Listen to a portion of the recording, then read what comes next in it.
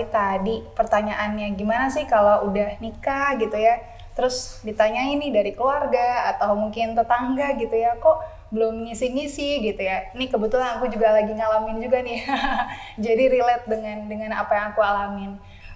Jadi mungkin gini, kalau respon tiap orang kan beda-beda ya, gitu. Tergantung sama kondisinya, latar belakangnya, karakteristiknya, mentalitasnya juga gitu. Jadi akan ada respon yang berbeda-beda nih di tiap orang gitu.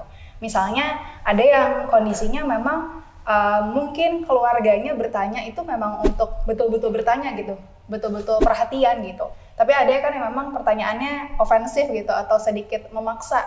Terus juga ada orang yang juga lebih sensitif ketika ditanya gitu. Ada yang mungkin lebih cuek gitu. Jadi akan beda-beda sih responnya gitu. Tapi apapun yang dirasakan gitu ya, mau marah kayak sedih kayak atau mungkin nggak marah atau sedih tapi lebih ke arah bingung ya, kayak bingung untuk menyikapi pertanyaan orang-orang seperti ini. Pertama sih sebenarnya adalah kita perlu ya mengakui gitu ya, kita perlu acknowledge kalau segala perasaan yang kita rasain itu ketika ditanya sedikit atau besarnya ya itu wajar kok gitu, kita merasakan perasaan yang marah, sedih, kecewa gitu ya gitu. Jadi itu bukan suatu hal yang wah nggak wajar nih kita lebay, nggak kok gitu. Itu suatu hal yang sangat wajar banget gitu ya. Jadi pertama adalah kita perlu mengakui dulu perasaannya, kemudian kita perlu menerima gitu ya, agar lebih mudah nih nanti kita untuk problem solve dalam menghadapinya gitu.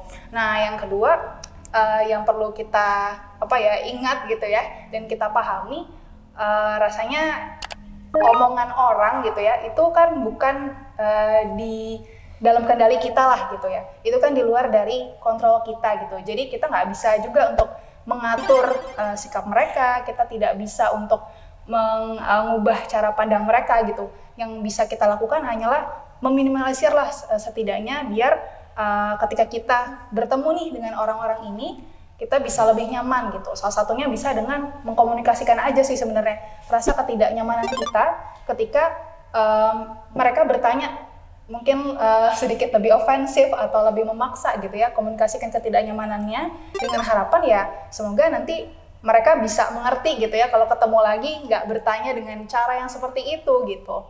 Terus juga kita juga bisa memberikan pengertian atau pemahaman gitu ya, bahwa kehadiran buah hati itu kan bukan andil dari manusia semata ya, itu kan ada kuasa Tuhan lah di situ kan. Jadi kalau misalnya ditanya kapan gitu ya, kita kan juga nggak tahu ya sebagai manusia, kita cuma bisa mengusahakan. Nah itu kita perlu memahamkan lagi sih kepada orang-orang gitu. Kemudian kita juga bisa juga nih memberitahu apa aja sih upaya yang sudah kita lakukan. Karena kan orang tuh suka kepo ya gitu. Kok belum ngisi-ngisi juga, wah ini kurang getol nih, atau ada asumsi-asumsi lain lah, begini dan begitu. Jadi lebih baik kita kasih tahu aja gitu apa yang sudah kita lakukan, biar kita juga tidak dipandang sebelah mata gitu sih. Tapi kalau misalnya ternyata sudah dilakukan nih semuanya dan ternyata masih juga nih ada komen-komen yang ofensif juga gitu, ya baiknya mungkin kita bisa setting boundaries ya, kita menjaga jarak terlebih dahulu nih dari orang-orang ini. Bukan maksudnya untuk kita memutuskan hubungan, tapi ini dalam rangka memang kita menjaga kewarasan mental kita juga gitu. Dan satu lagi sebenarnya yang perlu diingat adalah kita tidak perlu menyenangkan semua orang, tidak perlu menjawab pertanyaan semua orang gitu ya. Jadi kita juga bisa pilih-pilih mana yang orang-orang yang pengen kita terbuka gitu sama dia. Contoh misalnya kalau keluarga terdekat kan kita ya memang rasanya kita perlu ngasih tahu kan keadaan kita gimana gitu kan, yang misalnya sama orang tua kita gitu kan. Nah tapi kalau misalnya sama orangnya tetangga misalnya, ya rasanya sih ya cukup aja disenyumin, cukup aja kayak Mbak atau Bu gitu ya, doain aja ya gitu, ini masih usaha gitu. Kurang lebih seperti itu sih.